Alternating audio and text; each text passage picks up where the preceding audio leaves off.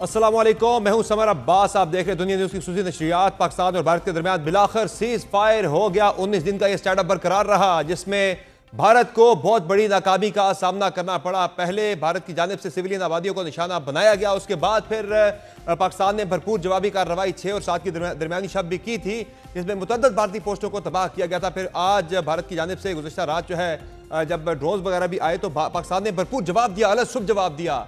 भारत की जानिब से रात की तारीकी में हमला हुआ, जबकि पाकिस्तान ने दिन दहाड़े दिन की रोशनी में भरपूर जवाब दिया। परसीन के साथ पाकिस्तानी मिसाइल्स ने 26 भारतीय मिलिट्री अहदाफ को निशाना बनाया, जिसके बाद सूरत हाल इतनी बिगड़ गई थी कि आलमी बरादरी भी बीच में आई और सीज फायर बिलाखिर करवा दिया गया। अमेरिका की जानिब से, अमेरिकी सदर की जानिब से ट्वीट करके अनाउंस किया गया पाकिस्तान और भारत के दरमियान सीज फायर। ये सब कुछ कैसे हुआ, ये सीज फायर कैसे मुमकिन हुआ, पाकिस्तान को इतनी बड़ी कामयाबी कैसे मिली, बात करेंगे वज़ीर दिफा आज आसिफ हमारे साथ मौजूद है। सर बहुत शुक्रिया आपने ज्वाइन किया प्रोग्राम में। ये बताएगा कि कैसे ये हुआ, ये सारी जो हमने कामयाबी हासिल की, ये कितनी बड़ी कामयाबी है पाकिस्तान की। हमने पहली मरतबा कन्वेंशनल वारफेयर में भारत को बुरी तरह से शिकस्त दी है।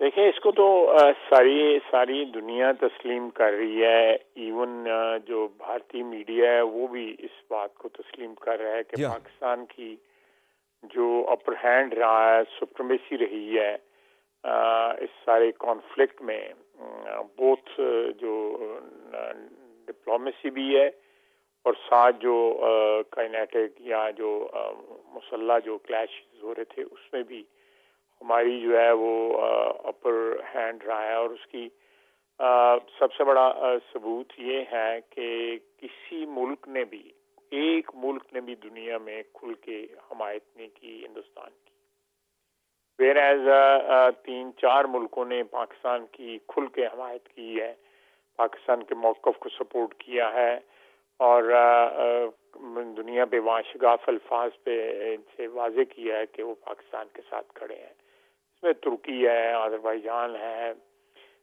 चाइना है, वो साथ साथ तलकीन करते रहे हैं कि हम रहना चाहिए, लेकिन कॉन्फ्लिक्ट की सूरत में बिल्कुल उन्होंने ये चीज़ क्लियर कर दी थी कि वो पाकिस्तान के साथ है। इसके अलावा हमारे यूएई के दोस्त जो हैं, भाई जो हैं, सऊदी अरेबिया है, कतर है, उन्होंने भी जो है, उनका भी जो टिल्ट था, हमदर्दियाँ जो थी पाकिस्तान के साथ रही। यूरोपियन ममालिक ने, जिसमें बरतानिया भी शामिल है और साथ यूएसए ने, उन्होंने एक कंस्ट्रक्टिव किरदार अदा किया है इसमें, और उन्होंने साइड्स नहीं ली जो है, और उन्होंने रिस्ट्रेंट का जो कहा है, जो एक एक्सपेक्ट करती थी हुकूमत हिंदुस्तान की कि वो इस किस्म की एग्रेशन करेंगे, इस किस्म का माहौल पैदा करेंगे तो दुनिया उसके साथ खड़ी होगी। वो बड़ा मुल्क है, बड़ी आबादी है, बहुत बड़ी मार्केट है, लेकिन वो उस किस्म का उनको जो है ना खैर मकदम या रिस्पांस या हमायत जो है वो कहीं से भी नहीं मिली उनको। जो है ये बहुत बड़ी नाकामी है हिंदुस्तान की मौजूदा हुकूमत की, हिंदुस्तान की पॉलिसीज की, कि एक ऐसे खित्ते में हिंदुस्तान इतना बड़ा मुल्क है, पता नहीं कितनी देर वो इस शेप में रहता है, इस तरह के जो उनका जोग्राफिया ये रहता भी है कि नहीं रहता। लेकिन आप देखें कि किस मुल्क के साथ जो इसके इर्द गिर्द मुल्क हैं, बांग्लादेश है, पाकिस्तान है, श्रीलंका है, भूटान है, चाइना है, नेपाल है, किसी के साथ कोई काबिल रश्क जो है वो इनके ताल्लुकात नहीं है। तो वो इस क्लैश में जो है वो जो रही सही साख थी, कोई झूठी सच्ची जो इज्जत थी, वो भी खाक में मिल गई। अच्छा, ये बताएं कि जिन ममालिक ने पाकिस्तान की सपोर्ट का इरादा किया था, वो पाकिस्तान की क्या ऑल आउट सपोर्ट के लिए तैयार थे कि अगर हालात खराब हो जाते तो क्या वो फिजिकल सपोर्ट के लिए भी पाकिस्तान के लिए तैयार थे अगर हम जंग की तरफ जाते तो?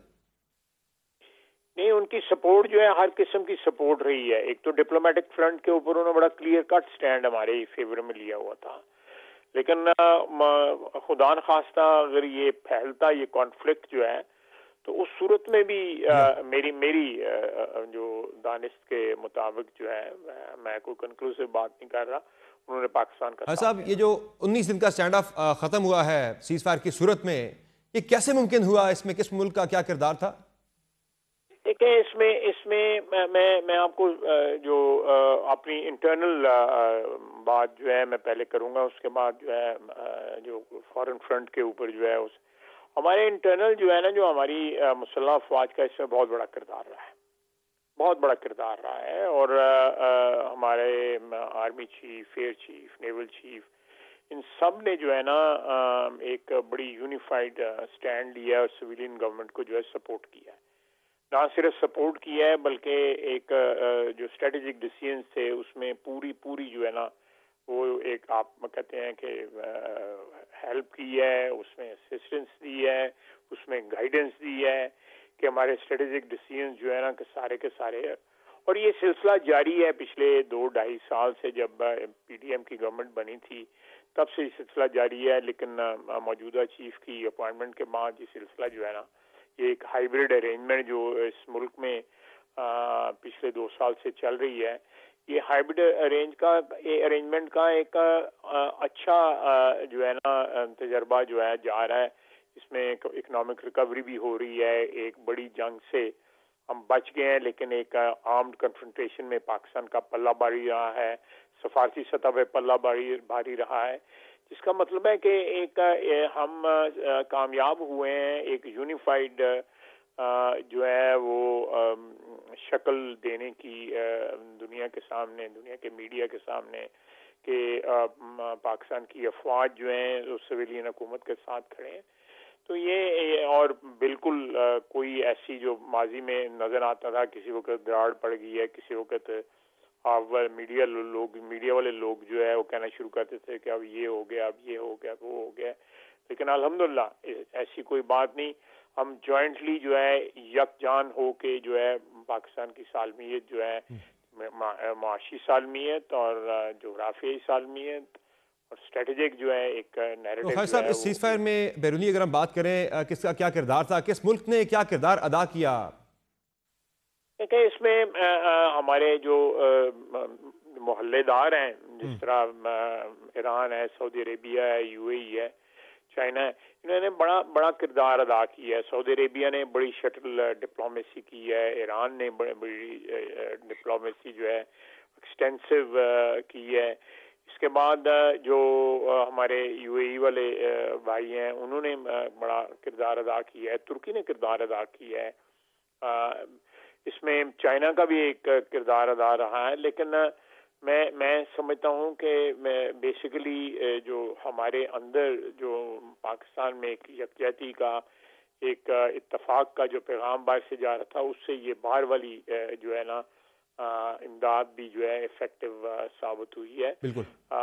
इस मौके के ऊपर जो है पाकिस्तान के जो अंदरूनी हालात थे, हर किस्म के सियासी माशी जो है वो स्टेबल रहे हैं, जिसकी वजह से बाहर से मैं समझता हूँ ये हमारी तो कामयाबी है ही, लेकिन हिंदुस्तान की बहुत बड़ी शिकस्त है सफारती महाज पे। तो खान साहब, हमने जो अपनी माइट हमने इस्टेब्लिश की है इस स्टैंड ऑफ के दौरान, इस कशीदगी के दौरान, जो हमारी एयर पावर थी उसने साबित किया कि हम सुपीरियर हैं भारत से।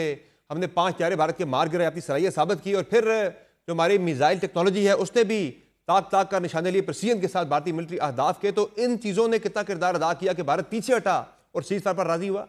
बहुत रोल था वो तो। दे वर टेकन अबैक। वो तो मैं समझता हूँ कि एक फिजिकल शॉक में भी चले गए और मेंटल शॉक में भी चले गए भारतीय, कि हो क्या रहा है हमारे साथ।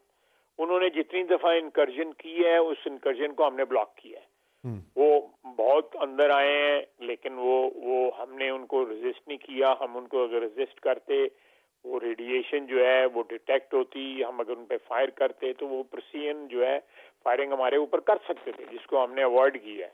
जो कहते हैं ना दोस्त के भाई वो लाहौर आ गए जी, वो कराची पहुंच गए जी, वो बेसिकली अगर हम उनको कन्फ्रंट करते तो वो बहुत ज्यादा तबाह। तो एक जगह ही जो है लाहौर में बस उनका कोई हमला जो है हो सका है, बाकी तो सारे के सारे वो कूड़ा करकट हो गए, मलबा होके कहीं बिलालगंज में फिर रहे होंगे।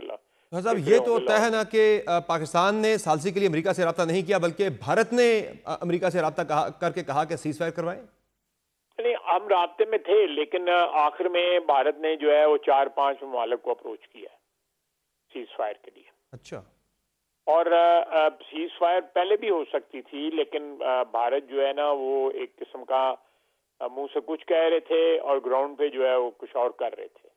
तो ये जो उनकी एक दोरुखी पॉलिसी थी, उसकी वजह से सीज फायर पहले जो है नहीं हो सकी। लेकिन जब उन्होंने सारे पत्ते अपने खेल लिए और उनको मात हुई, तो फिर उन्होंने जो है वेलकम किए एफर्ट्स जो हैं सऊदी अरेबिया का भी, ईरान का भी, अमेरिका का भी। अमेरिका का बड़ा रोल है इसमें, और बड़ा वाज़ेह किस्म का रोल है। और इसमें जो वज़ीर ख़ारजा हैं बरतानिया के, उन्होंने भी अपना एक किरदार अदा किया है।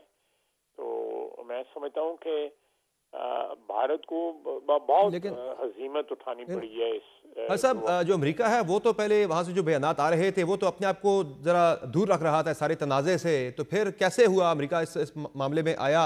क्या भारत ड्रैग करके अमेरिका को लाया कि मुदाखलत करो और सीज़फायर करवाएं? मैं बिल्कुल इसमें ये भी शामिल है। और दूसरी जो है, मैंने दोपहर को भी एक मीडिया से चैनल से बात करते हुए मैंने कहा था कि 2 4 5 रोज में जो है प्रेसिडेंट ट्रंप यहाँ पे आ रहे हैं, तो वो नहीं मेरे ख्याल चाहते कि किसी ऐसे खित्ते में हो जहाँ पे ये जंग के जो है इतने ज्यादा गहरे बादल छाए हो। तो एक वसीयत एक वर्ल्ड लीडर के उनकी ये ख्वाहिश भी होगी कि वो इसमें उनका किरदार अदा करें। और मैं ये एक फ्लूइड सिचुएशन रही है जिसमें दोस्त ममालिक जो है वो शुरू में इतने ज्यादा वेलकमिंग नहीं थे इस सीज फायर और इसके लिए। उनको मेरा ख्याल हो सकता है इसकी एक्सटेंट का जो अंदाजा ना हो, लेकिन जिस तरह ये साइबर वॉर लड़ी गई है, आपको अंदाजा होगा कि कोई भी फिजिकल वेपन जो है, टैंक या कोई हमारे सोल्जर्स या हिंदुस्तान के कोई टैंक, सोल्जर्स, ट्रक, ये वो गाड़ियां वाड़ियां, वो टेरिटोरियल जो है एक वायलेशन कोई नहीं हुई। इस सारा जो है साइबर या कहीं कहीं जो है वो गोलाबारी होती रही है। लेकिन इसमें जो नई टेक्नोलॉजी जिसका मुझे तो कथित तौर पर कोई इल्म नहीं है, ना मैं अप्रिशिएट कर सकता हूँ उसकी जो इंट्रिकेसीज हैं। तो है साहब, ये खबर फिर दुरुस्त है ना कि भारत की दरखास्त पर अमेरिका रजामंद हुआ सीज फायर करवाने पर? नहीं, उन्होंने बिल्कुल अप्रोच किया उन्होंने अमेरिका को अप्रोच किया उन्होंने। मेरा अंदाजा है कि उन्होंने पहले 2 3 रोज उसका रिस्पांस नहीं दिया, लेकिन पिछले 24 घंटे ने फिर अमेरिका को उन्होंने फिर रिस्पांस दिया है कि जी हम तैयार हैं। एक्चुअली तो वो कल रात को पैगाम दे रहे थे कि जी हम सीज फायर कर लेते हैं, लेकिन साथ जो है वो उन्होंने एक आखिरी हल्ला बोला जो है कि हम जो है वो कोई आखिरी वक्त में कोई एडवांटेज ले सकें, जो उनको मुंह की खानी पड़ी उनको एडवांटेज। ये कल रात भारत ने सीज फायर का पैगाम किसके जरिए भिजवाया? ये पैगाम जो है ये तो मल्टीपल कॉन्टेक्स्ट थे ना। मेनली जो है ये फौज को, एस्टेब्लिशमेंट को भी पैगाम आते रहे हैं कि हमारी एस्टेब्लिशमेंट के जो है अमेरिका से, सऊदी अरेबिया से, यूएई से, टर्की से, इन सारे ममालिक के साथ बड़े गहरे ताल्लुकात हैं मिलिट्री एस्टेब्लिशमेंट के। और उसके साथ साथ जो है फॉरेन ऑफिस के साथ भी जो है वो एक सफारती सतह के ऊपर भी जो है ना। अरे साहब, आगे के रोड मैप के बारे से जो अमेरिकी वज़ीर ख़ारजा मार्क रूबियो का बयान आया है कि न्यूट्रल वेन्यू पर हमारे एनएसए मिलेंगे और ब्रॉडर सेट ऑफ इश्यूज पर उनकी मुलाकात होगी, बातचीत होगी। पाकिस्तान की कामयाबी है कि स्पेसिफिकली कोई पहलगाम का जिक्र उसमें मौजूद नहीं है, ब्रॉडर इश्यूज का जिक्र है। तो उसमें कौन कौन से इश्यूज हैं? क्या सिंध तास का मामला डिस्कस होगा, कश्मीर का भी होगा और दहशतगर्दी का भी डिस्कस होगा क्या? नहीं, मैं इसमें ब्रॉडर इश्यूज में ट्रीटी भी डिस्कस होगी और कश्मीर भी डिस्कस होगा, और साथ जो है ये हम दहशतगर्दी को भी डिस्कस करेंगे कि दहशतगर्दी का एक बोगी जो है उसकी एक्सक्यूज बना के ये 15-20 साल हो गए सारे नेटवर्क को जो है अबैंडन किए हुए। हमारे जब से नेटो यहाँ से लिपटी है या नेटो से पहले जो है, बल्कि मैं समझता हूँ कि ये सारा तो मलबा जो था वो रूस अमेरिका की जंग, सोवियत यूनियन और अमेरिका की जंग का था, जो आहिस्ता आहिस्ता क्योंकि उनके इंटरेस्ट खत्म हो गए। और अब तो ये है कि हम दहशतगर्दी के खिलाफ लड़ रहे हैं, बजाय इसके कि दहशतगर्दी का इल्जाम हमारे पर लगाया जाए। हम तो विक्टिम है दहशतगर्दी के। तो हाय साहब, इसमें कोई गारंटर भी शामिल किए जाएंगे, अमेरिका या कोई और गारंटर? क्योंकि नरेंद्र मोदी पर तो भरोसा नहीं किया जा सकता। ये क्या स्ट्रक्चर इसका तय हो रहा है मुझे इस बात का इल्म नहीं है। मे भी ये कैबिनेट के लेवल पे जब डिस्कस होगा। हाँ साहब, अफवाहें मुख्तलिफ के कोई भारतीय पायलट पाकिस्तान की तहवील में है ऐसा कुछ? मुझे नहीं है, मैंने भी ये सोशल मीडिया पे देखा है, मैंने इंडिपेंडेंट कंफर्म करने की कोशिश भी नहीं की, लेकिन कर लेता हूँ, अगर आप कहते हैं तो पूछ लेता हूँ। हाजी साहब, ये बताएं कि कौमी यकजहती की जो फिजा जिसका आपने जिक्र भी किया कि बड़ी अच्छी फिजा रही, बावजूद इसके कि पाकिस्तान में शदीद पोलराइजेशन का माहौल था, लेकिन हमने इस सारे माहौल में भरपूर यकजहती देखी जो हमारी कामयाबी भी रही है, तो क्या हुकूमत कोशिश करेगी कि यकजहती की ये फिजा कायम रहे आगे भी? नहीं, हम तो चाहते हैं ये बरकरार रहे, लेकिन जो अपना ये जो इस वक्त पीटीआई है, वो तो इस सारे माहौल के अंदर भी जो उनकी डिमांड जो है, कौमी सतह की डिमांड जो है वो कम होती थी और एक फर्द वाहद के लिए डिमांड ज़्यादा होती थी। बहुत शुक्रिया ख्वाजा आसिफ साहब, आपने ज्वाइन किया प्रोग्राम में। नाज़रीन, आपने गुफ्तगू बुलाया कि वज़ीर दिफा ख्वाजा आसिफ की, जिनका कहना है कि यकीनी तौर पर जो पाकिस्तान की तरफ से भरपूर अटैक किया गया उसने भारत को बातचीत पर मजबूर किया, सीज़ फायर पर भारत को मजबूर किया, और उनका कहना है कि भारत के साथ जो मुज़ाकरात होंगे अब आगे उसमें पाकिस्तान दहशतगर्दी का मसला उठाएगा, कश्मीर का मामला उठाएगा और इंडस वाटर ट्रीटी का मसला भी भारत के सामने उठाया जाएगा। जो NSS की बारी मुलाकात होनी है। प्रोग्राम में आगे बढ़ेंगे और बात करेंगे। प्रोग्राम में हमें ज्वाइन किया है major general retired Tariq Rasheed साहब ने, जबकि हमारे साथ मौजूद हैं air marshal retired Aamir Masood साहब, और हमारे साथ प्रोग्राम में मौजूद हैं मोहम्मद अली साहब, तीनों ही तजकार दिफाई सूरत हाल के। बहुत शुक्रिया आपने ज्वाइन किया प्रोग्राम में। जनरल साहब, सबसे पहले आपकी तरफ आते हैं, ये बताएगा कि कौन सा वो नुक्ता था, कौन सा वो मुकाम था कि जहां से आपकी असेसमेंट में भारत मजबूर हुआ कि वो सीज फायर करे? ये तो देखिए अब मीडिया पे आ चुका है। मैं देख रहा था एक जो जर्नलिस्ट है यूएस के निक रॉबर्ट्स, वो उन्होंने आके बयान बड़ा क्लियरली CNN पे दिया है। उसने कहा कि जब सुबह जब इन्होंने हमला किया मिसाइल अटैक्स, उस पे जो थे स्टेट ऑफ पैरालिसिस और क्यास एंड कन्फ्यूजन कॉज हो गया पूरे इंडिया में, और ये इतने इफेक्टिव थे कि उनके धमाकों की आवाज़ें न्यू दिल्ली में भी सुनी गई। आई थिंक वो न्यू दिल्ली से बैठा ये प्रोग्राम कर रहा था। तो ये जो हमने सुबह जो अटैक उन पर मिसाइल का किया है, और जिस इफेक्टिव तरीके से प्रोसीजन से जाके इन्होंने उनके हवाई अड्डों पे, उनके बरहमूस मिसाइलों की स्टोरेज साइट्स पे, जहाँ वो एक्टिवली डिप्लॉयड थे उनकी साइट्स पे, और जहाँ पे ये जैसे साइबर का हमले की बात ख्वाजा साहब कर रहे थे, तो उनकी जो बीजेपी की साइट को हैक कर लेना, उनके एटॉमिक एनर्जी कमीशन में घुस जाना, उनके डिफेंस इंडस्ट्रियल कॉम्प्लेक्स में चले जाना, उनके एयरफोर्स साइट्स को जाके उसको न्यूट्रलाइज कर देना, तो उन्हें समझ नहीं आ रही थी ये क्या हो रहा है। और पाकिस्तान का रिजॉल्व बड़ा क्लियर था। तो this was a game changer movement. और साथ हमारा नेशनल कमांड अथॉरिटी का इजलास हुआ, उसकी डिटेल्स तो सामने नहीं आई, बट मुझे उसमें पूरा यकीन है कि उसमें बड़ी क्लैरिटी के साथ डिसीजन हो गए थे कि अगर एक हद से बात बढ़ी तो पाकिस्तान किसी भी हद तक जिसमें जाएगा। सही है। आमिर मसूद साहब, आपकी नज़र में क्या था? क्या ये पाकिस्तान की माइट ही थी जो कि पाकिस्तान ने साबित की, वो एयर पावर की हो या हमारे मिसाइल टेक्नोलॉजी की हो, कि भारत मुज़ाकरात या फिर सीज फायर पर राजी हुआ? जी देखें, जब भी इस तरह का कोई मार्का होता है, और जी सर, ये मुझे थोड़ी सी इसमें वो आ रही है, एको आ रहा है। जी सर, आप कंटिन्यू करें, हम उसको एडजस्ट करते हैं। तो मैं ये कह रहा था कि इस तरह का जब कोई मार्का होता है या कोई कॉन्फ्लिक्ट होता है, तो ये ज़रूर याद रखना चाहिए कि उसके कुछ एंड ऑब्जेक्टिव्स होते हैं। इंडिया ने भी जब ये खेल शुरू किया तो उसका कोई ना कोई मकसद ज़रूर होगा, उसके कोई ना कोई फाइनल एंड गेम जिसे कहते हैं वो ज़रूर होगी, तो उसको ज़रूर मद्देनज़र रखना चाहिए। और जब हम ये चीज़ें कर रहे होते हैं और फाइनल मीडिया के थ्रू अपना एक मैसेजिंग कर रहे होते हैं और कंक्लूजन्स ड्रॉ कर रहे होते हैं, तो हमें फाइनल जो एंड ऑब्जेक्टिव्स हैं उनको अलाइन रखना चाहिए विद पॉलिटिकल ऑब्जेक्टिव्स, क्योंकि हमेशा ये कहा जाता है कि war is a continuation of the political objectives. तो उसमें नेशनल सिक्योरिटी के तमाम एलिमेंट्स आते हैं।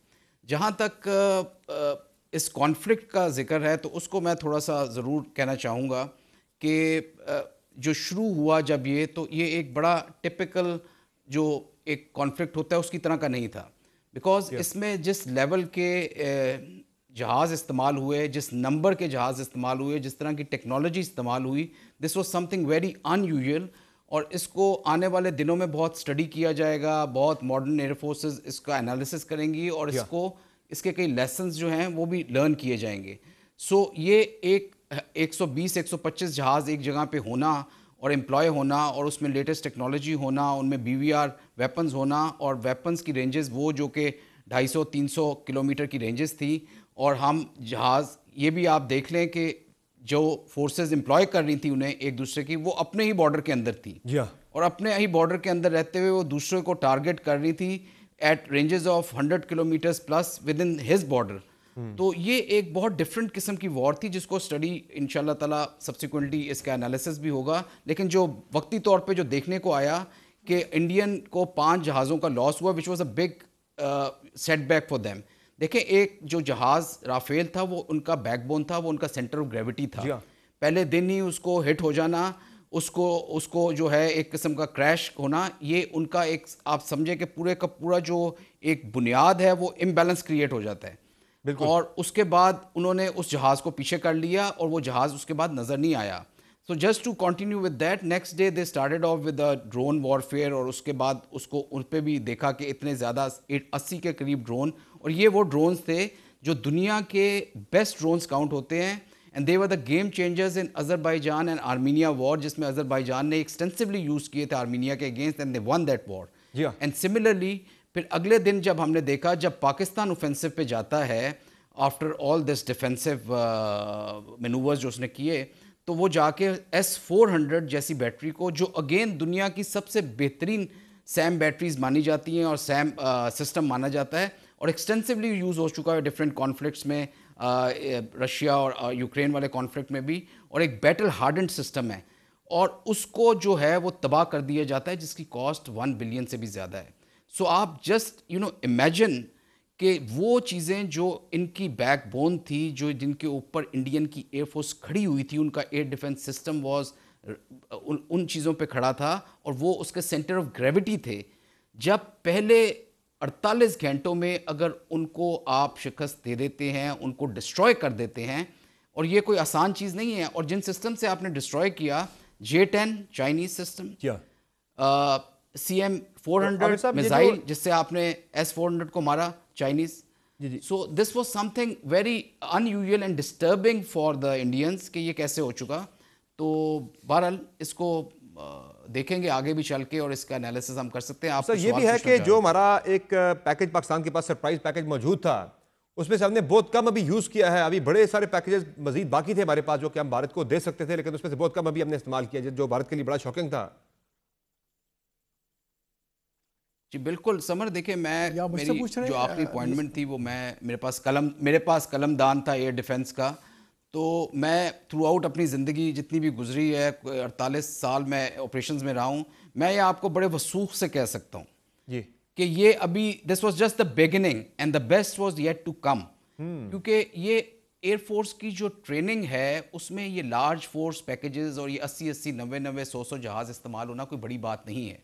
एयरफोर्स का जो एयर डिफेंस सिस्टम है उसकी इंटीग्रेशन में सारी चीज़ें मौजूद हैं और वो हमारी स्ट्रेंथ रही कि जिसमें हमने सारे जहाज़ों को, उनके जितने सेंसर्स थे, रडार्स थे, उनके जो ग्राउंड पे कमांड एंड कंट्रोल स्ट्रक्चर था, एयर में एवेक्स थे, और जितने भी चीज़ें थी जो कि उस वॉर फाइटिंग के लिए इस्तेमाल होती हैं, जिसे सेंसर टू शूटर कहते हैं और किल चेन कहते हैं, they were all integrated with the data link and they were all having a common operating picture. और वो बड़ी चीज़ ज़रूरी होती है बैटलफील्ड ट्रांसपेरेंसी के लिए, ताकि फॉग ऑफ वॉर ना हो और आप आइडेंटिफिकेशन ऑफ फ्रेंड एंड फो कर सकें और अपना सही टारगेट और अपना हदफ को मार सकें।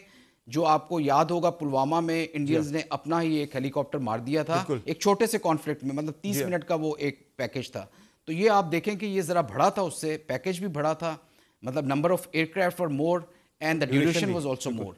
तो उसमें फॉग के चांसेस होना और उसमें अपने जहाज़ को मारना कोई इतनी बड़ी बात नहीं थी। यही वजह थी कि वो राफेल दुनिया का बेहतरीन जहाज़ जिसे कहते हैं, वो उस तरह एम्प्लॉय नहीं हो सका और J-10 ने अपनी बर्तरी उसमें जाहिर की। वैसे तो भारत ने क्या खोया क्या पाया, पाकिस्तान ने क्या खोया क्या पाया, ये तो एक बात की बहस है, ये लंबी बहस है, इस पर बातें आने वाले दिनों में होती रहेंगी। लेकिन इस भारत और पाकिस्तान के तनाज़े के अंदर जो जिन ममालिक ने बाहर से बैठ के काफ़ी कुछ खोया है, उसमें फ्रांस ने अपनी जो है वो रिप्यूट खो दी अपने राफेल तैयारों की, और इसके साथ साथ रशिया ने अपनी रिप्यूट खो दी S-400 सिस्टम की, और इजराइल ने अपने ड्रोन्स की साख जो है वो बुरी तरह से इसमें उनको नुकसान पहुंचा है। भारत का नुकसान तो इसमें ज़्यादा हुआ ही हुआ है, लेकिन ये तीन ममालिक जो हैं ये कोलेटरल डैमेज में ये भी आते हैं। साथ साथ जनरल साहब जो बात कर रहे थे आमिर मसूद साहब के, अब मॉडर्न एरा जो वॉरफेयर है उसके तकाजे बिल्कुल बदल चुके हैं, रूल्स ऑफ द गेम बिल्कुल बदल चुके हैं। जिस तरह से पाकिस्तान ने अपने आप को हम आहंग किया है जदीद तकाजों के साथ, हमने जैसे भारत को सरप्राइज किया है, इस जर्नी पे कैसे आप रोशनी डालेंगे? देखिए, जो बात कर रहे थे एयर मार्शल साहब, इसमें जैसे हम कहते हैं ना C4ISR के command, communication, control, computer, intelligence, surveillance, reconnaissance, इस सब का एक मजबूत तरीके से नेटवर्क का हमने बेहतरीन इस्तेमाल किया। अब देखें, पहलगाम का इंसिडेंट तो 22 अप्रैल को हुआ था। जी हाँ। और जब इन्होंने हम पे अटैक किया 100+ जहाज़ों के साथ, वो 6-7 की रात को किया इन्होंने। और आज 10 तारीख है, विदिन 4 डेज एक मुल्क जो इंडिया से 6 गुना छोटा है उसने उनको चेकमेट दे दी है। तो ये एक बड़ी शॉर्ट ड्यूरेशन और इंटेंस कॉन्फ्लिक्ट था जिसमें पाकिस्तान एक क्लियरली विनर के तौर पर निकला है और इंडिया ने उनके सामने घुटने तोड़ दिए हैं। उन्हें समझ ही नहीं लगी जब सुबह हमने मिसाइल अटैक किया। और देखिए समर, माय डियर ब्रदर, अभी तो सिर्फ हमने शॉर्ट रेंज मिसाइलों से हमला किया है और सिर्फ अल-फतह मिसाइल से। हमने तो अभी मीडियम रेंज, इंटरमीडिएट रेंज और लॉन्ग रेंज के मिसाइल और क्रूज मिसाइल तो इस्तेमाल ही नहीं किए। बिल्कुल। तो अगर वो कर देते तो पूरे इंडिया में पैरालिसिस आ जाता। तो इंडिया के पास कोई चॉइस नहीं थी, because dynamics of war change हो चुके हैं। और फिर चाइना से, जैसे आप ख्वाजा आसिफ से बात कर रहे थे, तो इनके डॉक्टर सुब्रमण्यम स्वामी की स्टेटमेंट है कि हमें चाइना ने क्लियर कन्वे कर दिया कि if you go at fight a conventional और all out war with Pakistan, then we will be fight with Pakistan. And then वो साथ उन्होंने एक्सरसाइज शुरू कर दी गलवान वैली में, लद्दाख के पास। तो चाइना ने हमें डिप्लोमेटिकली भी सपोर्ट किया और फिजिकल पोस्चरिंग भी की।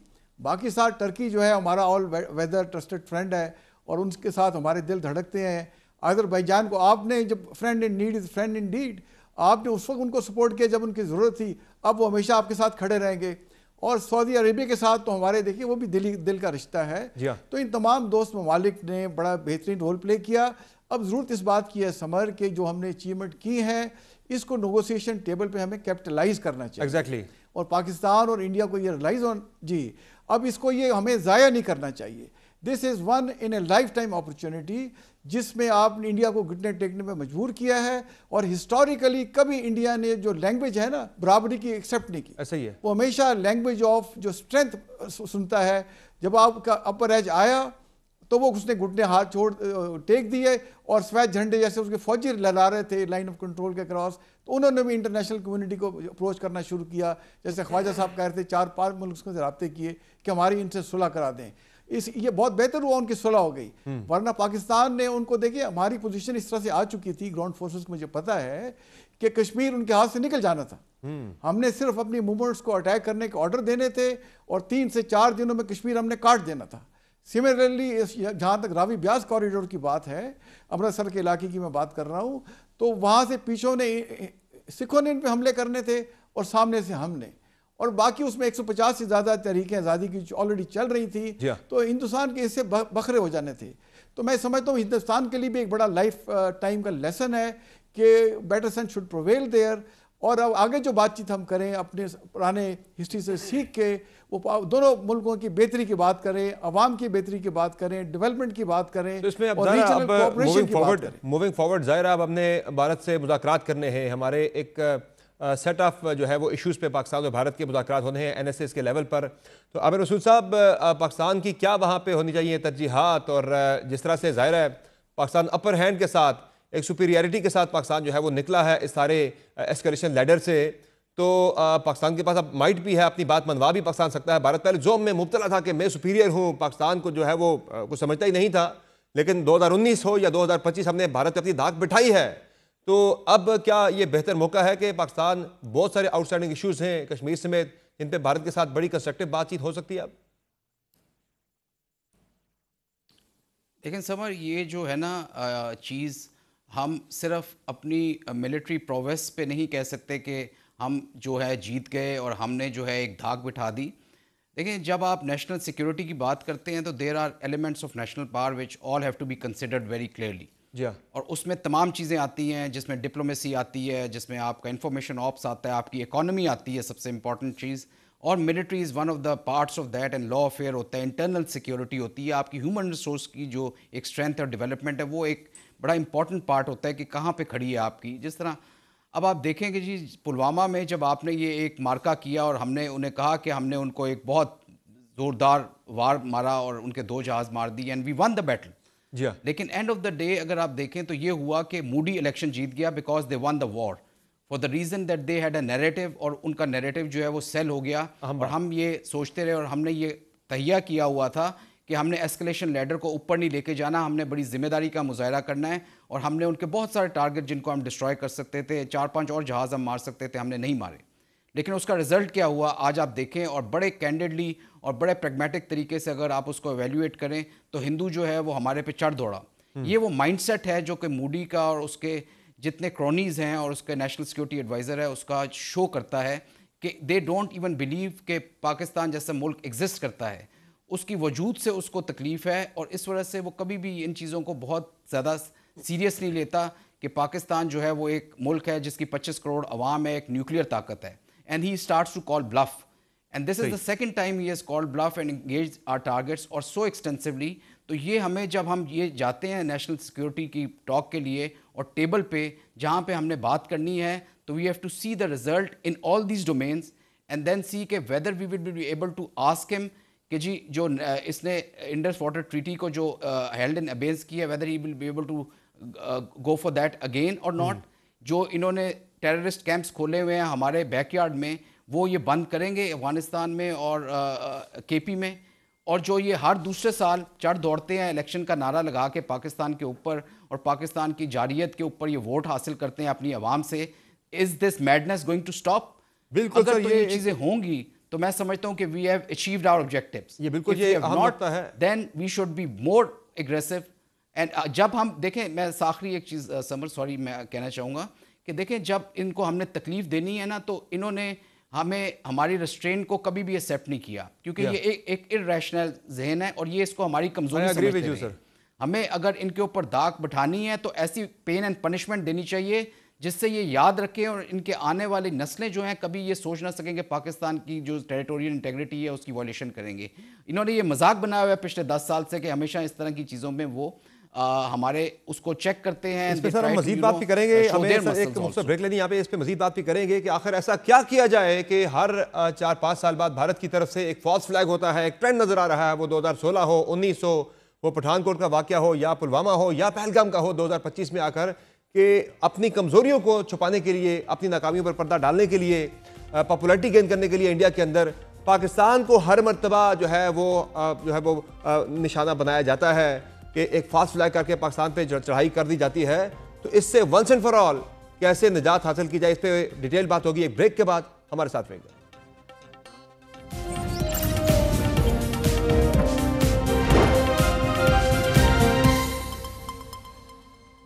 वेलकम नाज़रीन, बात हो रही है पाक भारत तनाज़े और सीज फायर की, और इसी दौरान हमें ज्वाइन किया है आलमी अमूर के माहिर आदिल नजम साहब ने। सर बहुत शुक्रिया आपने ज्वाइन किया ट्रांसमिशन में। ये बताएगा कि कैसे आप देखते हैं अमेरिका के रोल को, कैसे भारत रजामंद हुआ सीज फायर पर? कल तक तो बड़े बड़े दावे वहां से हो रहे थे भारत के। देखिए, मेरे ख्याल में अमेरिका का रोल यकीनन अहम है और सदर ट्रंप का, लेकिन उससे ज़्यादा शायद मार्को रूबियो का, जो हमें खबरें मिल रही हैं। कैसे रजामंद हुआ में मेरे ख्याल में बहुत बड़ा एक हाथ जो है वो जो आपकी कल सुबह की कार्रवाई थी, आज सुबह की कार्रवाई थी, और जिसमें पहले ही भारत देख चुका था पाकिस्तान का रिएक्शन, लेकिन the extent of the ability of the Pakistan armed forces, particularly जो हमारी एयर कैपेबिलिटीज हैं, उसने उनको और धक्का दे दिया कि उनके पास एक तरह से चार ऑप्शन भी नहीं रहे। लेकिन आई वुड ऑल्सो अंडरस्कोर कि उससे पहले जो सऊदी अरेबिया के हमारे विजिटर आए हुए थे, उनका भी इसमें हाथ है।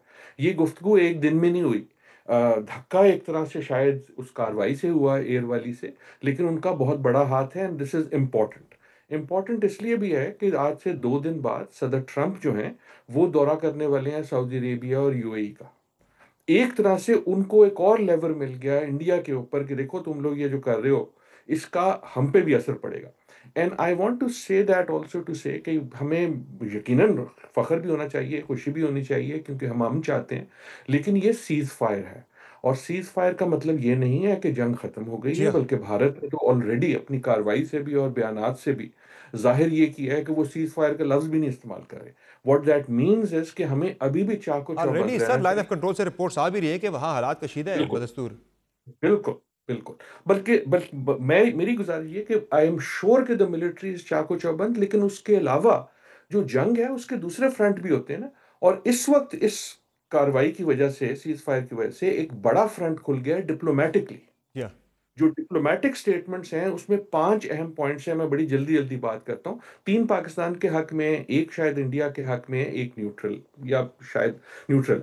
न्यूट्रल पॉइंट ये है कि ये सीज़फायर है, ये वॉर का एंड नहीं है। ठीक? ये so that is one thing that is clear. जो अहम बात है पाकिस्तान के लिए, उसमें लफ्ज़ इस्तेमाल किया है मीडिएट। जी हाँ। और मीडिएट अब तक जो है इंडिया रिफ्यूज करता था।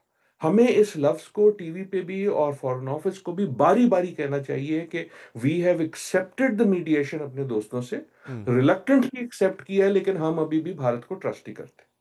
दूसरा जो, और उसका मतलब ये है कि हमें गारंटी चाहिए अपने दोस्तों से और जो मीडिएटर्स हैं उनसे कि भारत ये वाली जो हरकत है बारी बारी की, हर कुछ हफ्ते बाद वो कहता जी है हाँ। कि जनाब इतना कुछ हो गया है, ये टेररिज्म है और ये इनका कसूर है, और मैं कोई सबूत नहीं दूंगा, मैं कोई एविडेंस नहीं दूंगा, बस मेरी बात मान। बिल्कुल। तो in a way Pakistan should take a strong stand. मैं बड़ी जल्दी से बात करता हूँ। दूसरी जो एक बहुत बड़ी बात हुई है वो ये कि मार्को रूबियो की जो स्टेटमेंट है, वो कहते हैं कि मल्टीपल इश्यूज, जी हाँ। गुफ्तगू सिर्फ इस वाकये पे नहीं होगी, अब Kashmir should be back on the table. True. और तीसरी ये है कि पाकिस्तान शुड इंसिस्ट इमीडिएटली कि यार हमें बताओ बात किधर होगी। हम तैयार हैं सऊदी अरेबिया जाने के लिए, हम तैयार हैं अमेरिका आने के लिए, हम तैयार हैं इन्वेस्टिगेशन के लिए। भारत अब तक नहीं मानता था। So we should push on this, क्योंकि भारत ऑलरेडी अपने बयानात में इन चीजों से बैक ट्रैक कर रहा है। आखिरी और पांचवी चीज जो एक तरह से भारत के हक में जाती है, अभी तक हमें अपने बाकी दुनिया से ये स्टेटमेंट नहीं आई कि वो भारत की जो एक्यूजेशन है उसे डिनाई कर रहे हैं। सही। और हमें इन मुल्कों पे पुश करना चाहिए कि यार तुम इनकरेज कर रहे हो इस वायलेंस को, तुम इनकरेज कर रहे हो इस कॉन्फ्लिक्ट को, जब तुम एक मुल्क मतलब भारत को ये इजाजत देते हो कि विदाउट एनी एविडेंस वो प्रोवोक करे। So what I am saying is कि अब एक तरह से अगर ये टेस्ट मैच सही। है तो हमारे जो बैट्समैन है उन्होंने छिक्के मार के बड़ी अच्छी गेम कर दी है, बट द मैच कंटिन्यूज, और अब ये डिप्लोमेटिक और पॉलिटिकल फ्रंट पे है। और सर शॉर्टली से बताइएगा कि इस फिर सीज फायर का मुस्तकबिल आपको क्या लग रहा है ग्राउंड रियलिटीज को देखते हुए? मेरे ख्याल में militarily cease fire will exist. देखा हमने यूक्रेन वगैरह में देखा है, गजा में देखा सही। है कि ये 1-2 दिन से ज्यादा नहीं चलती, लेकिन यहाँ फर्क है। There is an exhaustion militarily दोनों तरफ से, ठीक। क्योंकि ये सीज फायर से जिससे पहले जो कार्रवाई है हुई है वो इतनी हाई है। ठीक। और उसकी वजह ये है कि पाकिस्तान तो पहले ही कह रहा था कि मैं नहीं चाहता, और भारत ने अब ठीक हो उन गया। पे ये साबित हो गया है कि उनके लिए आसान नहीं है। सो आई होप मिलिटरीली ये नीचे आएगा, लेकिन conflict has not gone away. Conflict जो है वो चलता रहेगा। बहुत शुक्रिया आदिल नजम साहब, आपने ज्वाइन किया ट्रांसमिशन में। आबिर मसूद साहब, आपको क्या लग रहा है फिर इसका मुस्तकबिल क्या होगा सीज फायर का? देखिए समर, पाकिस्तान और इंडिया जो है ना, पिछले कोई 15-20 सालों से, जबकि मैं तो कहूँ कि न्यूक्लियर के होने के बाद से हम देख रहे हैं सर्विस में भी, I mean we being the protectioner of national security, कि we have been in a state of no war no peace. सही है। ठीक है ना, ये नो वॉर नो पीस वाली सिचुएशन हमारी उस वक़्त से चल रही है। और हम ये जो, जब भी कोई ना कोई वाक़या होता है तो भारत हमें मुर्दे इल्ज़ाम ठहराता है। ठीक। आपको याद होगा पार्लियामेंट का अटैक हुआ, फिर मुंबई हुआ, फिर उड़ी हुआ, फिर पठानकोट हुआ, मगर इनकी ये कभी जुर्रत नहीं हुई थी कि they had call nuclear as a ठीक। ब्लफ, या इनको कोई कोशिश की हो अक्रॉस द बॉर्डर आने की। सही है this sir. Was the first sir time मैं कि ये they came across the border and. सही है जी, सर, आपने बड़ी अहम बात पूछना की सर। मैं चाह रहे यही नुकता मैं जल्द साहब के सामने रखूंगा कि सर फिर आपको क्या मुस्तकबिल लग रहा है सीज फायर का ग्राउंड रियलिटीज को देखते हुए? देखिए, मैं ग्राउंड रियलिटी को देखते हुए ज़रा ऑप्टिमिस्टिक हूँ। और मैं ये जो बातचीत आपने की उसमें थोड़ी सी बात मैं थोड़ा सा इसको आगे बढ़ाता हूँ कि एलिमेंट ऑफ नेशनल पावर की बात हुई। सही। तो देखिए सारे एलिमेंट ऑफ नेशनल पावर्स हमें पता है, लेकिन एलिमेंट ऑफ नेशनल पावर में हमारे इन्वायरमेंट में जो लिंच पिन, बैकबोन, जो सेंटर ऑफ ग्रेविटी है, वो पाकिस्तान की आर्म फोर्सेज है। और पाकिस्तान की आर्म फोर्सेज ने ही जो अपने एक्शन से ये प्रूव किया, इंडिया को एक सबक दिया, एक ड्रेसिंग दी कि वो बातचीत की तरफ आया है। सही है सर। दूसरा इसमें जो नई चीज आई है वो देखें कि इस वक्त जो हमारे आपका अपने प्रोग्राम में ज्वाइन किया। नाज़रीन, प्रोग्राम में एक मुख्तसर ब्रेक लेंगे, ब्रेक से वापस आएगा, डिस्कशन जारी रहेगी, हमारे साथ रहेगी।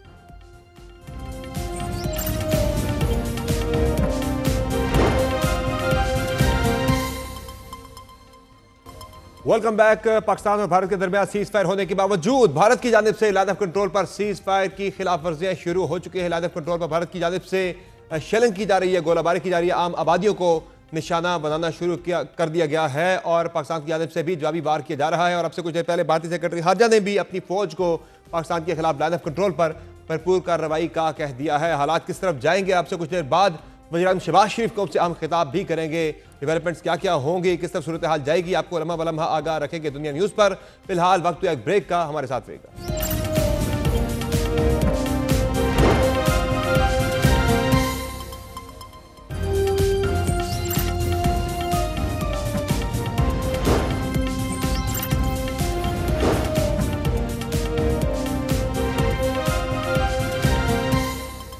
इंडियन न्यूज़ की सूची ट्रांसमिशन में फिर से आपको खुशामदीद कहेंगे। पाकिस्तान और भारत के दरमियान सीज फायर तो हो गया, लेकिन लाइन ऑफ कंट्रोल पर कशीदगी बदस्तूर बरकरार है और सूरत हाल किस तरफ जाएगी, इस हवाले से कुछ देर बाद वज़ीर-ए-आज़म शहबाज शरीफ कौम से अहम खिताब भी करेंगे। और अहम तरीन मामला यह है कि सीज फायर कैसे मुमकिन हुआ। कुछ देर पहले ख्वाजा आसिफ साहब ने, वज़ीर दिफा ने, हमारी ही ट्रांसमिशन में ये इंकशाफ किया कि 4 से 5 ममालिक से भारत ने खुद रब्ता किया अमरीका समेत कि सीज फायर करवाया जाए। और उसमें अहम जो किरदार था वह पाकिस्तान की जानिब से जो अपनी सुपीरियरिटी जो है इन्फोर्स की गई है, साबित की गई है भारत के ऊपर, उसकी वजह से भारत जो है सीज फायर पर रजामंद हुआ। सूरत हाल कैसे आगे बढ़ेगी, इस पर मजीद बात करेंगे। हमें ज्वाइन किया है ट्रांसमिशन के इस हिस्से में ख्वाजा इमरान रजा साहब ने, सीनियर तज्ज़ेकार जबकि हमारे साथ मौजूद हैं कमांडो रिटायर्ड सईद वजीउल हसन साहब, दिफाई तज्ज़ेकार जबकि हमारे साथ मौजूद हैं कमर चीमा साहब, दिफाई अमूर के माहिर। बहुत शुक्रिया आप तीनों मेहमानों ने ज्वाइन किया ट्रांसमिशन में। कमर चीमा साहब कैसे देखते हैं सूरत हाल को, बल्कि कमर चीमा साहब से हम कुछ देर बाद बात करेंगे। ख्वाजा इमरान रजा साहब कैसे देखते हैं सूरत हाल को, अब सूरत हाल जिस तरह से इवॉल्व हो रही है, कैसे ये आगे बढ़ेगी और अब आप मजीद आगे क्या होता देख रहे हैं कि रुकेगी ये जंग, ये जो जंग बंदी है ये आर्जी होगी या ये जंग रुकेगी, लड़ाई रुकेगी? जी, ये क्वेश्चन इस वक्त हर पाकिस्तानी की ज़ुबान पे है कि what will be the future of this cease fire. इससे पहले मैं एक सिंपल फॉर्म में 2-3 बातें कह दूं कि इस वक्त पाकिस्तान आर्मी का, पाकिस्तान एयर फोर्स का और पाकिस्तान का इंडिया पे कंप्लीट अपर हैंड है। जो हमने ये आपस में हमारा कॉन्फ्लिक्ट हुआ, उन्होंने हम पे अटैक किया और जब हमने रिस्पॉन्ड किया तो वो ना सिर्फ मैसिव था बल्कि वो डिसाइसिव था और उसने मलिया मेट कर दिया इंडियन एयर फील्ड्स का, इंडियन एयर बेसिस का, आर्टिलरी का, उनके स्टोरेज का, उनकी सप्लाई का, उनका जो S-400 है, आई मीन वो एक बड़ा उनका top of the line missile system था, वो उसको तबाह किया। तो अब जब हमारा अपर हैंड हुआ है और जब हम नॉकआउट स्टेज पे जा रहे थे तो उस वक्त फिर इंडिया ने मिन्नत समाजत की और थ्रू वेरियस जो दूसरे ममालिक उनसे मिल के फिर प्रेसिडेंट ट्रंप ने इंटरफेयर किया। और definitely president Trump enjoys at this time, he is the strongest man in the world और विद ग्रेटेस्ट रिस्पेक्ट। मुझे थोड़ा सा हुआ कि यार अभी 2-3-4 मुक्के लग जाते ताकि प्रॉपर नॉकआउट हो जाता, लेकिन for the sake of peace हमने उसको माना। सही है, मजीद बात भी इस पे करेंगे सर। वजीर हसन साहब, आपको क्या लगता है कि क्या वो ऐसे मुहर्रिकात थे कि जिनने भारत को मजबूर किया कि वो सीज फायर की तरफ आए? बिस्मिल्लाहिर्रहमानिर्रहीम। देखें समर साहब, बात बिल्कुल क्लियर है। जंग स्टार्ट करने से पहले जंग का इख्तिताम कैसा होना चाहिए ये बिल्कुल जहन में क्लियर होना चाहिए। ये भारत के बिल्कुल जहन में नहीं था, उनके वहमो गुमान में नहीं था कि पाकिस्तान की तरफ से ऐसा रिस्पॉन्स आएगा जिससे उनको पहले राउंड में ही उनके जहाज गिर जाएंगे, टॉप ऑफ द लाइन जहाज गिर गए। सेकेंड राउंड में जब उन्होंने ड्रोन अटैक किए, उनको कोई खातिर खा फायदा नहीं हुआ, बल्कि उसमें पाकिस्तानी अवाम में खूब गम गुस्से का इजहार हुआ। और उसके बाद जब पाकिस्तान ने उसका रिस्पांस दिया तो उसमें दोबारा से फिर उनका जो जूल था उनकी एयर डिफेंस कैपेबिलिटी का S-400 वो तबाह हो गया। और साथ ही उनके जहाज़ों के भी खबरें आ रही हैं गिरने की, और उनके ब्राह्मोस का जो डिपो था उसका नुकसान हो गया। तो जिसकी वजह से एक क्रेडिबिलिटी इस्टेब्लिश हो गई, दोबारा से एक डेटरेंस री एस्टेब्लिश हो गई पाकिस्तानी फोर्सेस की, कि हमसे बिला वजह जंग स्टार्ट ना करें, क्योंकि इसका अंजाम बहुत मुख्तलिफ होगा और उसको हम अपनी ख्वाहिशात के ऊपर ला के ख़त्म करेंगे। और सर इसमें इस वजह से जब अमेरिका ने सालसी बनने का किरदार पेश किया, तो मैं ये समझता हूं कि पाकिस्तान एक अमन पसंद मुल्क है, वो जंग बराए जंग नहीं चाहता। हमने अपना दिफाई एस्टेब्लिशमेंट मुकम्मल कर लिया था, दिफाई हिसार दोबारा से एस्टेब्लिश कर लिया था। सर आपका पॉइंट आ गया सर। कमर चीमा साहब के सामने भी यही नुक्ता रखेंगे कि कमर चीमा साहब, ये आपकी नज़र में कैसे ये सब कुछ हुआ और इसकी क्या अहमियत है? आपको क्या लग रहा है, ये सीज फायर चलेगा आगे? देखें, लगता तो ये है कि भारत के वजीर आजम को फेस सेविंग नहीं मिली, जो फेस सेविंग वो चाहते थे अपनी आवाम के सामने, क्योंकि उन्होंने ये जंग शुरू की थी। तो अब उनको इस चीज का पता है कि समर साहब के पाकिस्तान ने कन्वेंशनल मिलिट्री कैपेबिलिटी के अंदर डिटेरेंस को फिर री एस्टैब्लिश कर लिया है। अब उनको इस चीज की समझ है कि अगर डिटेरेंस इन्होंने कन्वेंशनल मिलिट्री कैपेबिलिटी में भी कर लिया है, डिप्लोमेटिकली अगर आपने देखा हो तो CNN ने अगर आपने इंटरव्यू सुना हो तो वो कहते हैं कि इंडिया के कहने के ऊपर पाकिस्तान से बात की गई कि सीज फायर कराएं। तो आप यहां से सिर्फ थोड़ा सा अंदाजा लगा लें कि कितना पैनिक में है India. And then above all जो मिलिट्री टारगेट्स वो करना चाह रहे थे कि अपने S-400 भी गंवा बैठे, जहाज भी गंवा बैठे, फौज का मोरल भी नीचे हो गया, जितनी भी मिलिट्री बेसिस थी उन पे भी हमले हो गए।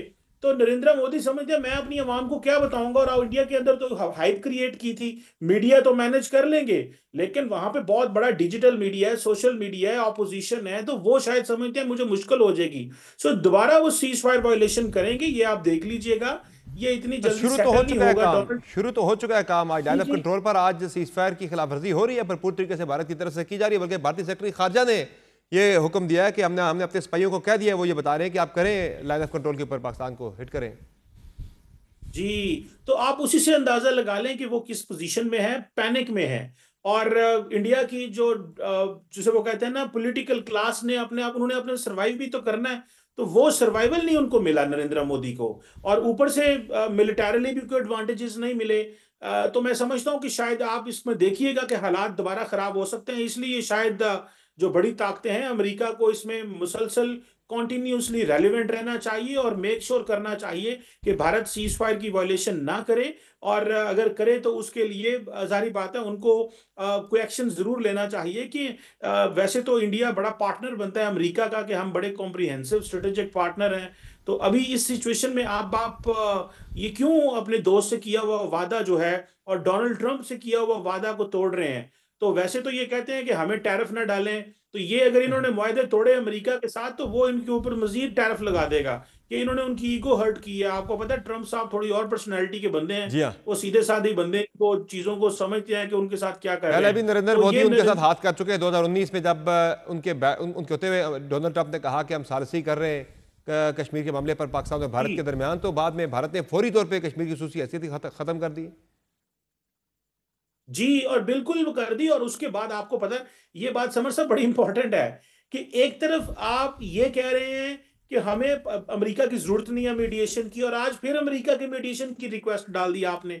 आपको याद है थोड़े दिन पहले ही तो जब सेक्रेटरी ऑफ स्टेट ने तकरीबन 30 अप्रैल को कांटेक्ट किया था जयशंकर से, तो यही कहा था कि डायरेक्ट लाइन ऑफ कम्युनिकेशन खोलें। आज जो आप पाकिस्तान के साथ कम्युनिकेशन लाइन आपने खोली है, तो ये आप थोड़े दिन पहले खोल लेते, 10 दिन पहले, तो बहुत सारे मसले हल हो जाते। जी, ये आपको जो इंसल्ट उठानी हुई है ये बच जाता है इससे इंडिया। लेकिन मैं समझता हूं कि वहां पे ये बड़ी पैनिक हुई है समर साहब की ये हमारे साथ हुआ क्या है। कल रात को उनको समझ ही नहीं आई, इतना फोर्सफुल हमला किया पाकिस्तान ने। मैं समझता हूं कि ये हमारी मॉडर्न हिस्ट्री में हमने आज तक तो ऐसी चीज कम से कम नहीं देखी मॉडर्न हिस्ट्री के अंदर। और अभी देखिए बीबीसी ने भी रिपोर्टिंग की है। अभी भी कमर चीमा साहब दिफाई माहिरीन ये कहते हैं कि ये बहुत ही एक छोटी झलक थी, जो बड़ा सरप्राइज बड़ा पैकेज पाकिस्तान के पास मौजूद है उसकी बहुत छोटी सी झलक हमने भारत को दिखाई है। इसी पे हम बात करेंगे ख्वाजा इमरान रजा साहब से।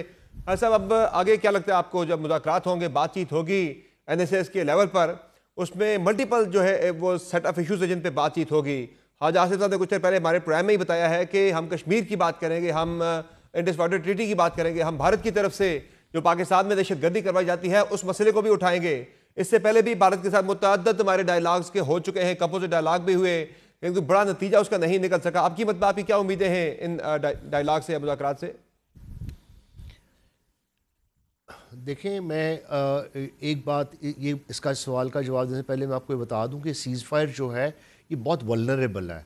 इसलिए हम सब जो आज सुबह से बात कर रहे थे कि ग्रेंटोर होना चाहिए और ट्रंप साहब ने तो कहा है, लेकिन एक बात याद रखें कि हम लोग कहते हैं कि ये बदहवासी है, कंफ्यूज्ड है या कैओस में है ये मोदी। मैं समझता हूँ ये इंतहाई मक्कार लोग हैं, ये इंतहाई झूठे मक्कार फरेबी लोग हैं, इन पे ट्रस्ट नहीं किया जा सकता, इनकी गुफ्तगू में कोई क्रेडेंस नहीं है। इसलिए मैं समझता हूँ कि सीज़ फायर जो है वल्नरेबल है और ये स्क्रमिशेस इस तरह के वायलेशंस करते रहेंगे just to keep their people engaged.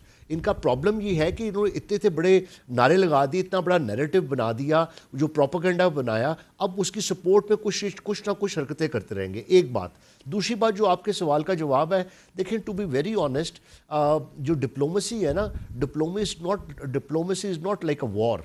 Diplomacy एक अपहिल टास्क है और स्पेशली जो कॉन्फ्लिक्ट, जो हमारी डाइवर्जेंसेस हैं इंडिया के साथ, सबसे पहली बात है वो कश्मीर की बात है और वो कितनी देर से एक इशू चल रहा है। नंबर 2, अभी भी आप इंडियन मीडिया देखें तो क्या कह रहे हैं, we will develop a framework जहाँ पे हम पाकिस्तान की टेरर फैक्ट्रीज को ख़त्म करेंगे। I mean they are still sticking on to the thing जिसके पास उनके पास कोई एविडेंस नहीं है। मैं पहले भी कह चुका हूँ कि 90s की और 2000 की पॉलिटिक्स जो थी, जियो पॉलिटिक्स जो थी, वो बदल चुकी है। पाकिस्तान बहुत आगे जा चुका है। पाकिस्तान ने उसमें 80,000 लोगों की कुर्बानी दी है, अपनी इकोनॉमी का लॉस उठाया है। तो अब हम we are a peace loving country और हमने कभी भी आगाज़ नहीं किया जंग का।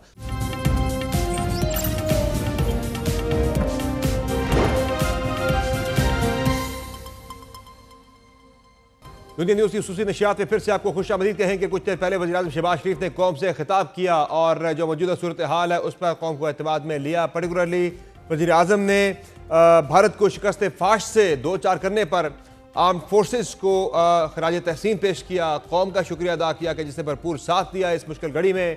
और साथ साथ वज़ीर-ए-आज़म ने यह कहा कि तमाम तस्फिया तलब मसाइल के हल के लिए मुज़ाकरात का रास्ता इख्तियार किया जाएगा। यानी वज़ीर-ए-आज़म की बहुत उम्मीदें वाबस्ता हैं भारत के साथ होने वाले मुज़ाकरात से कि तस्फिया तलब मसले उन मुज़ाकरात में ही हल होंगे। और साथ ही वज़ीर-ए-आज़म ने अमेरिका और दीगर दोस्त ममालिक का शुक्रिया अदा किया सीज़ फायर के लिए और उन ममालिक का पर्टिकुलरली शुक्रिया अदा किया, दोस्त इस्लामी ममालिक का और चाइना का, कि जिन्होंने पाकिस्तान का इस मुश्किल घड़ी में भरपूर साथ दिया। तो हम डिस्कशन को आगे बढ़ाते हैं और हमारे साथ हमारे पैनलिस्ट मौजूद हैं, ख्वाजा इमरान रज़ा साहब, कमोडोर रिटायर्ड मंजूर हसन साहब, जबकि हमारे मौजूद है कमर चीमा साहब। कमर चीमा साहब, कैसे देखते हैं वज़ीर-ए-आज़म के खिताब को और इस खिताब से आपने क्या अखज़ किया? देखिए जी, इस खिताब से जारी बात है, अपनी आर्म फोर्सेस पे फ़ख्र है, अपने दोस्तों पे बहुत ज़्यादा यकीन है और अपनी कैपेबिलिटीज़ पे ट्रस्ट है और अपनी अवाम के साथ जो किए हुए वादे हैं अपने लीडरशिप के और अपने हमारे जो ऑफिसर्स हैं, नौजवान हैं, जो इंस्टीट्यूशंस हैं, उनको बताया कि हम कितने कमिटेड हैं और भारत को ये बताया कि तुमने हमें ललकारा है और हम इस ललकार का जवाब देना जानते हैं और तुमने हमें देखा है कि कैसे जो है। मैं अगर समर साहब एक छोटी सी ऐड करना चाहूँ, अगर बात इजाजत दे मुझे। मैं अभी CNN पढ़ रहा हूँ और CNN में बड़ी इंपॉर्टेंट एंड रिवीलिंग इंफॉर्मेशन आई है कि जो अमेरिकी वाइस प्रेसिडेंट JD वैंस हैं, उन्होंने नरेंद्र मोदी को फोन किया और फोन करके कहा कि there is a high probability of dramatic escalation. तो आप इससे पीछे हट जाए, हालात खराब हो सकते हैं, जिसको देखते हुए नरेंद्र मोदी डर गए और उन्होंने इमीडिएटली डी एस्केलेशन कर दी। अगर आप वो जो स्टेटमेंट जो मार्को रूबियो की है उसमें उन्होंने लिखा है thank you specially to the JD Vance. तो JD वैंस ने मोदी को फोन किया, मोदी ने फिर अपने लोगों को कहा कि आप अमेरिका के साथ मिलकर इसको डी एस्केलेट करें। यानी कमर साहब, वो डॉट्स मिलते हुए दिखाई दे रहे हैं, ये चीजें वाज़ेह हो रही है वक्त के साथ साथ कि भारत ने ही जो है प्लीड किया अमेरिका के सामने हाथ जोड़े के हमारा सीज फायर करवा दें। जी, और कहा कि डी एस्केलेट करवाएं। और जेडी वैंस के बाद फिर अमेरिकी सेक्रेटरी ऑफ स्टेट एक्टिव हो गए और फिर थोड़ी देर के अंदर सारा मामला जो है वो डी एस्केलेशन की तरफ आ गया। ये वही नरेंद्र मोदी हैं जो डी एस्केलेट नहीं करना चाहते थे, जो डायरेक्ट लाइन ऑफ कम्युनिकेशन नहीं खोलना चाहते थे। समर साहब आप देखें बड़े कि जोम में अंदर से मुब्तला कितने थे वो। डरे हुए हैं। एक अमेरिकी कॉल ने नरेंद्र मोदी को जो है सारी की सारी राफेल और S-400 और 80 अरब का जो डॉलर का जो बजट है, और मेरा ये कहना मैं किसी की नहीं मानता, ये मोदी है, ये किसी की नहीं सुनता, ये नया इंडिया है, ये मोदी की गारंटी है, वो हर चीज खाक में मिल गई समर साहब। वो एक फोन कॉल थी, वो ना सिर्फ वो सिर्फ एक फोन कॉल नहीं थी कमर चीमा साहब, बल्कि उसके साथ साथ पाकिस्तान की जानिब से दी जाने वाली जो एक भरपूर एक बड़ा ब्लो था वो भी उसके साथ शामिल जब हुआ, तो भारत जो है वो सीज फायर की तरफ रजामंद हो गया। और लेकिन भारत के लिए ये एक रिस्पेक्टेबल एग्जिट जो है वो किसी सूरत भी नहीं था। भारत पे काफ़ी दबाव है जिसकी वजह से भारत की जानिब से अब भी सीज फायर की खिलाफ वर्जी की जा रही है लाइन ऑफ कंट्रोल पर।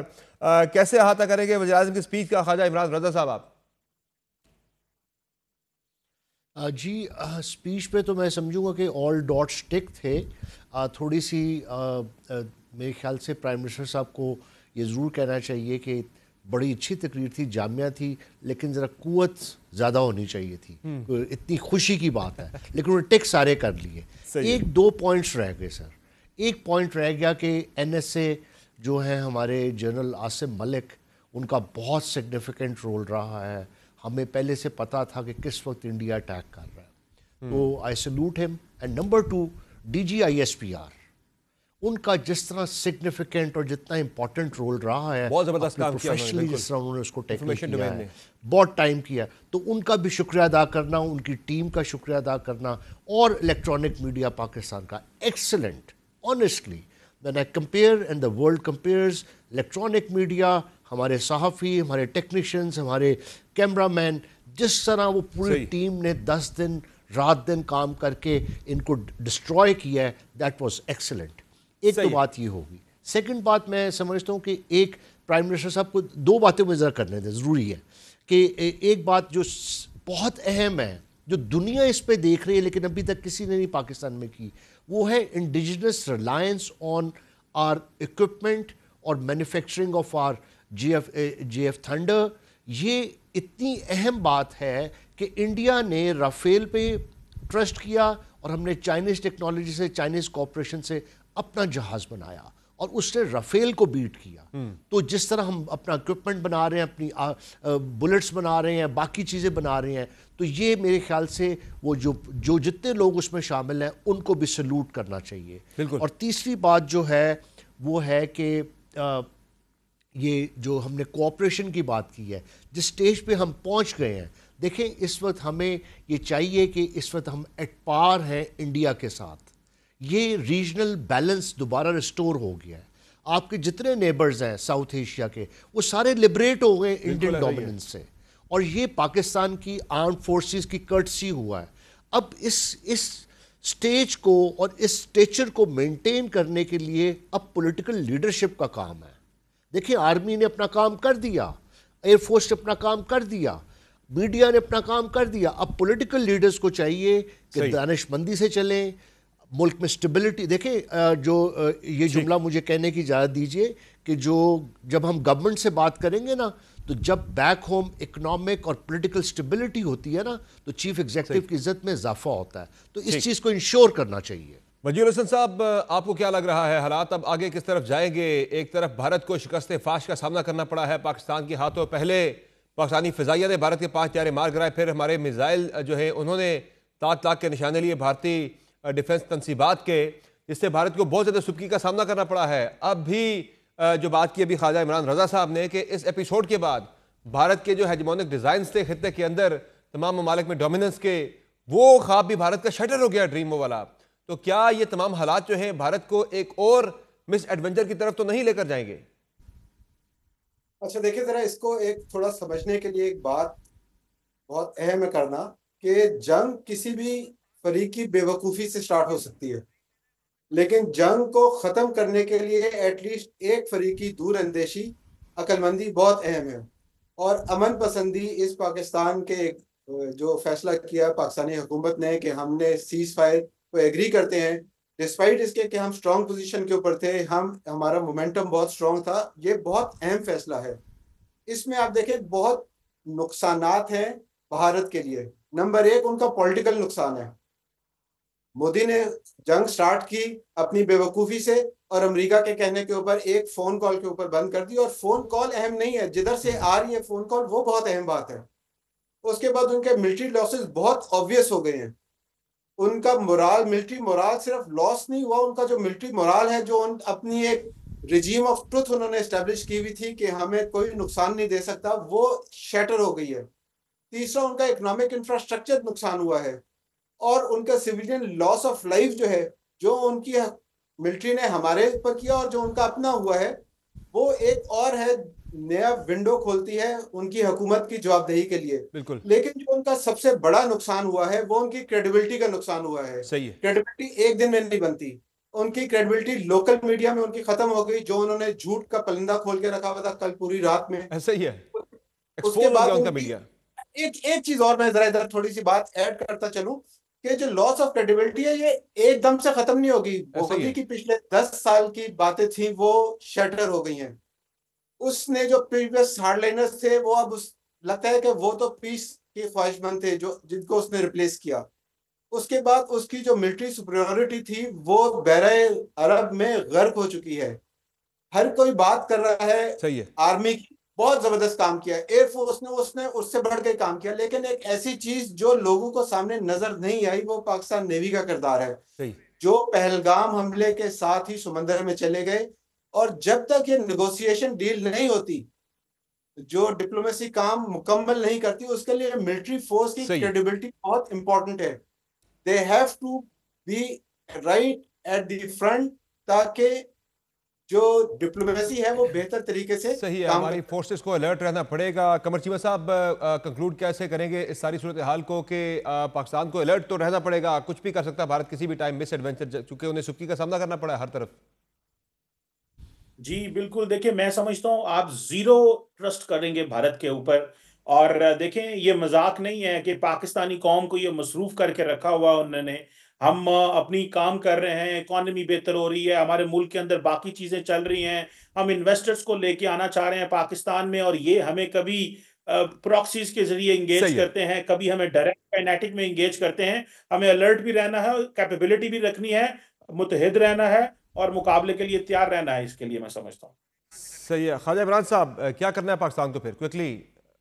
जी मैं यहाँ पे एक बात ज़रूर कह दूँ जी कि पाकिस्तान की आर्मी ने और एयरफोर्स ने नेतन्याहू और मोदी का अलायंस तोड़ा है, उसको डिस्ट्रॉय किया है। Don't forget that we have not beaten India, Israel was behind them. उनके लोग वहाँ पे काम कर रहे थे, उनके टेक्नीशियंस, उनके पायलट्स, उनकी सारी जो सपोर्ट थी। और एक तरफ से जो जिस तरह वो यूएस का ग्लोबल पार्टनर भी है, तो हम 3-4 एंड्स पे अकेली हमारी पाकिस्तान आर्मी ने जो स्टैब्लिश किया, and specially our air force, that we are the best, we are proud of them and we salute them. आगे स्टेप के लिए मैं फिर ये कहूँगा कि अब चैलेंज जो है वो है in the hands of our political leadership. मुझे ट्रस्ट है कि they are patriotic and they have the capacity, लेकिन गुड इंटेंशंस के साथ काम करना पड़ेगा और लार्ज हार्टेडनेस दिखानी पड़ेगी। और फॉरगेट एंड फॉरगिव की पॉलिसी पे चलते हुए पूरी पॉलिटिकल क्लास को साथ लेके चलना पड़ेगा। बहुत शुक्रिया, बहुत शुक्रिया आप मेरी बात समझ गए। आपका कमांडर रिटायर्ड सैयद वजीर हसन साहब आपका, और कमर चीमा साहब आपका, आपने ट्रांसमिशन में ज्वाइन किया। यहाँ ट्रांसमिशन में वक्त हुआ एक ब्रेक का, ब्रेक के बाद वापस आएंगे, मजीद डिस्कशन जारी रहेगी, हमारे साथ रहेगा।